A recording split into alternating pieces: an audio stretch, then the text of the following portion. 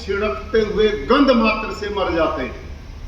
तो इस घटना ने मेरे को विचलित कर दिया और मैंने विचार किया, इस खेती कर्मचारी ना, इस बेचारे ने न तो ये दवाई पी थी ना उसने वो दवाई खाई थी।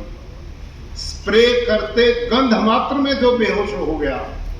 मेरे पास माता पिता ने 1,500 बच्चे सौंपे हुए और मैं उनको वो भोजन देता हूं, मैं उनको वो दूध देता हूं, मैं उनको साग भाजी अन्न देता हूं जिसमें सीधा ही जहर का स्प्रे करता हूं।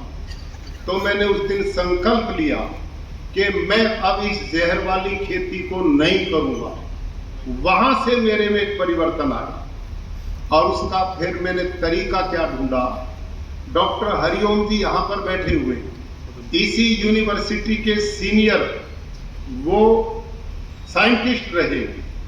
उन दिनों ये कुरुक्षेत्र के कृषि विज्ञान केंद्र के मुखिया थे।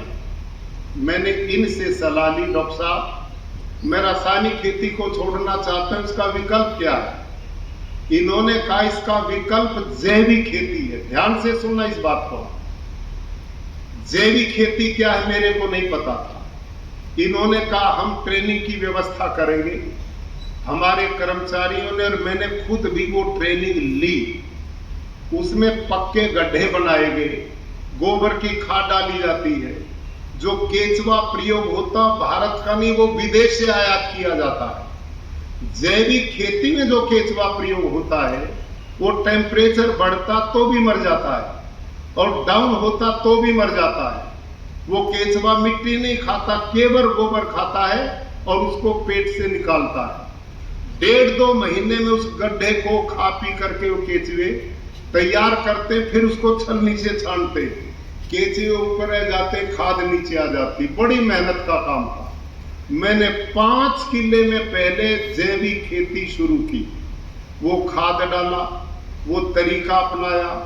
साल के अंत में सब कीट पतंग खा गए, कुछ नहीं मिला मेरे को उसमें। अगले साल फिर मैंने वही जैविक खेती की, लगभग 50% मिला।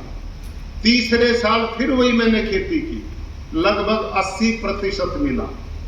अब मेरे दिमाग में एक बात आई, भाई तेरे पास तो गुरुकुल में 200 एकड़ जमीन है। जिस किसान के पास है ही 2-4-5 किले जमीन, वो इस जैविक खेती को करेगा तो उसके तो बच्चे भूखे मरेंगे। मैंने डॉक्टर साहब पे फिर जाके कहा, डॉक्टर साहब इस जैविक खेती को 3 साल करते होंगे, इसमें तो कुछ मिला नहीं।